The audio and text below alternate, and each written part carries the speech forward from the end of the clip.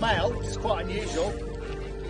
We usually catch 1-year-olds and 2-year-olds that are incoming here. So where he's been the last few years, I don't know.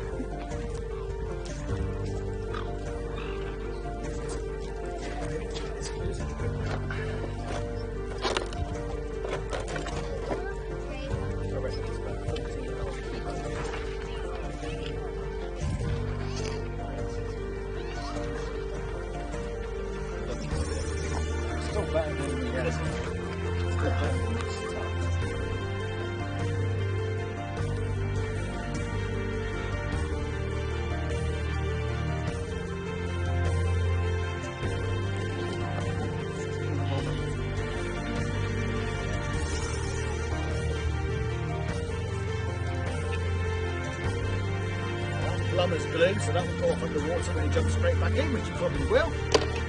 So the plastic rings are quite good because we can actually read them at some distance, but they do break. So they also get a metal ring, which will last them for life. And as this is a crown bird, not one of ours, it gets a British Thrush Ornithology ring. Our swans that hatch here get an Abbotsbury Swannery ring because my boss owns all the swans that hatch here. She's the only private person that can own swans in this country apart from the king now. That goes back to Henry VIII. So she's quite old then? No, she's not quite been here that long. Her family though have been.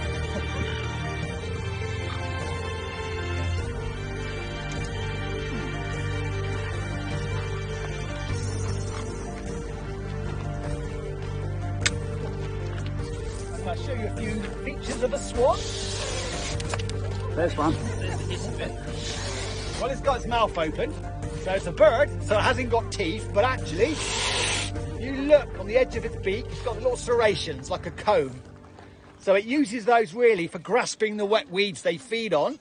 Also, it can do a bit of filter feeding. Close its beak together, it can use those as a sieve to sieve out little grubs and seeds. And to help it swallow its slimy green plant food that it feeds on, it's got little hooks on its tongue. Can you see those? Little horny hooks, all facing inwards, which helps it swallow its food. It's definitely a male, nice bright red-orange bill and a nice big fat berry. So this is a male, which I'm delighted about because it means I don't have to vent sex this one, which can be rather messy when they're this size.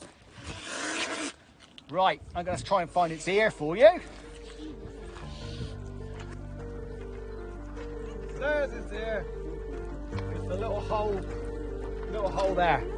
So it hasn't got an external flap like we have, but it has got an ear. Don't think they can hear that well for a bird. They never seem to hear us sneaking up on them.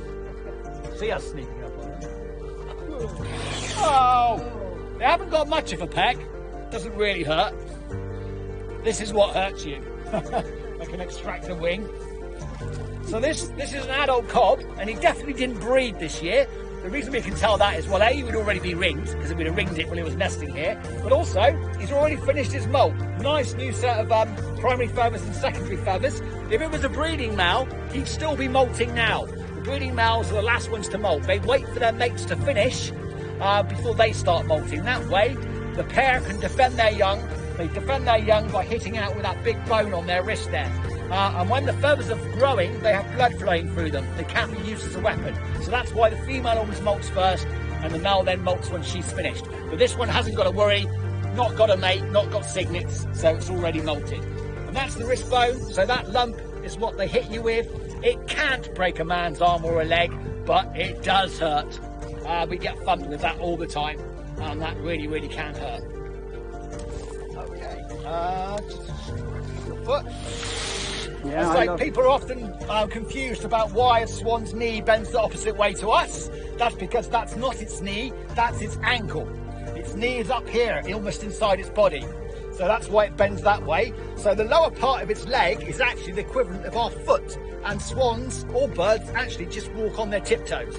So that's actually the whole foot, not the lower leg of a bird is equivalent of our foot. So that's why all the bends seem to go the other way.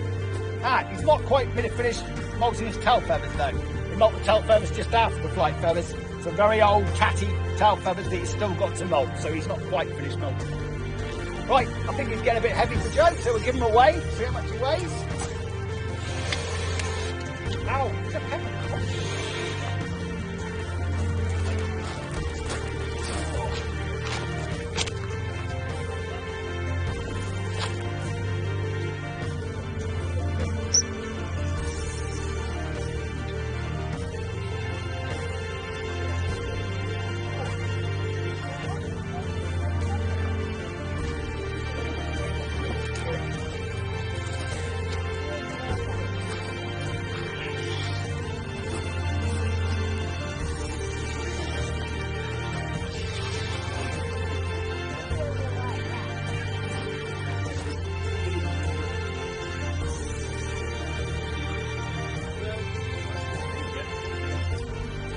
kilogram. That one, yeah. Don't Yeah, I was going to say. Yeah. That surprised me.